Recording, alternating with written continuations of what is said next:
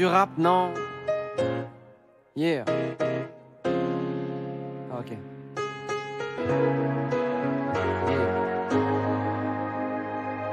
J'écris des lignes pour celle qui m'entraîne, une belle fille. Rester au chaud et se faire applaudir. Bonjour. Bonjour. Bonjour, Fred. Bienvenue sur le plateau. Vous connaissez Big Flo et Oli? Bah oui. Et Big Flo et Oli, c'est vraiment les Des stars. rappeurs charmants. Voilà, des rappeurs, des bons Qui ne élèves du dérapent rap. pas.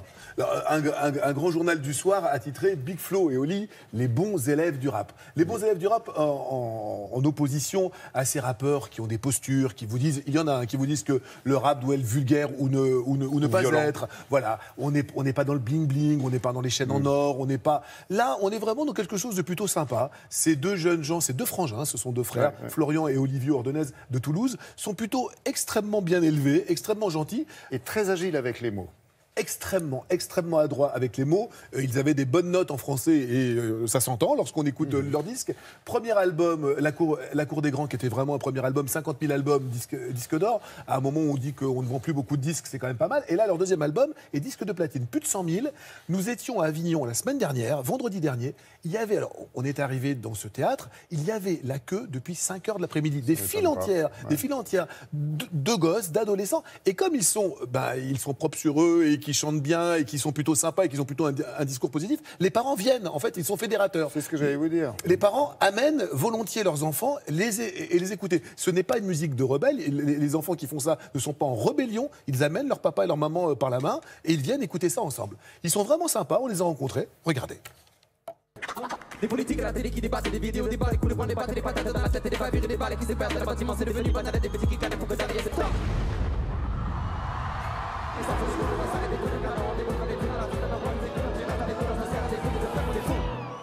On vous donne comme les enfants sages du rap.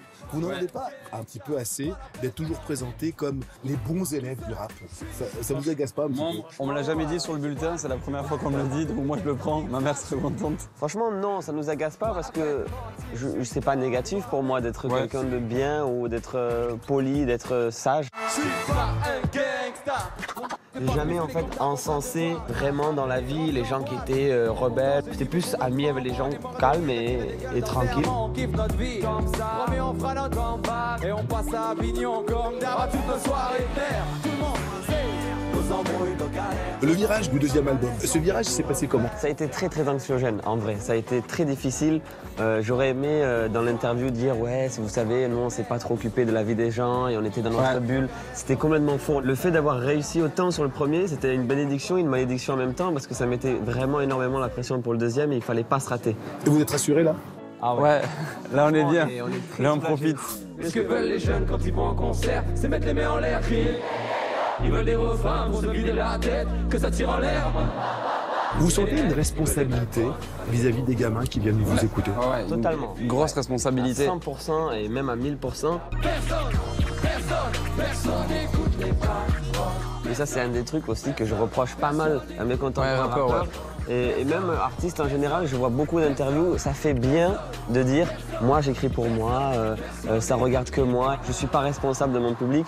On a tous dit assez dommage, assez dommage, assez dommage, assez dommage, assez dommage, assez dommage, assez dommage.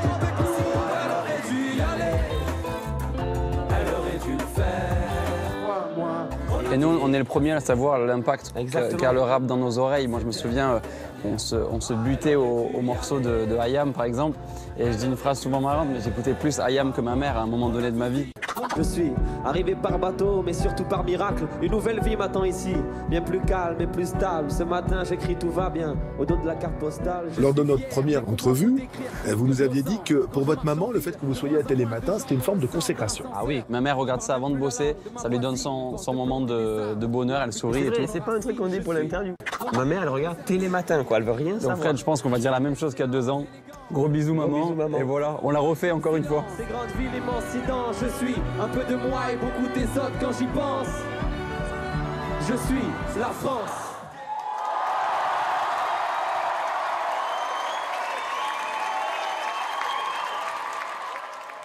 Ouais, c'est vrai, Frédéric, très beau texte et une charmante maman qui est Une charmante maman qui a bon goût, elle a vraiment bon goût. On lui fait un petit coucou très amical. On lui dit bonjour. C'est sympa. Alors, on sait que les rappeurs ont la dent dure. Entre eux, ils se font pas de cadeaux. Ils ont des amis quand même. Alors, les aînés les ont totalement reconnus. MC Solar, Akhenaton de IAM, qui les a pris en première partie, qui leur a vraiment mis le pied à l'étrier. Les grands les ont reconnus. Ils sont dans la cour des grands. Leur premier album s'appelait Dans la cour des grands. Ça veut dire qu'il y a des ennemis. Ils y sont. Les jeunes de leur âge, comme ils sont, c'est un peu les faillots, quoi. Pour eux, c'est un peu les faillots. Ils ont le même âge, ils sont reconnus par les plus grands. La presse les reçoit, les médias vont vers eux. Donc forcément, il y a quelque chose à dire sur eux. Nous, tout ce qu'on a à dire, c'est qu'on est allé à leur concert, on a écouté leurs disques. Ouais. Une chanson comme Je suis, c'est une merveilleuse chanson, une magnifique chanson que beaucoup d'auteurs auraient aimé avoir écrite. Et donc, ces deux petits jeunes qui ont passé avec brio cette espèce d'étape du deuxième album, ils ont tout jeté. Ils se sont enfermés pendant 2 mois. Au bout de 2 mois, ils ont tout jeté en se disant là, on fait fausse route. Ils ont retravaillé. Ce deuxième album, il est là. Exactement, Fred, vous avez dit le mot. Ils ont travaillé. Boulot.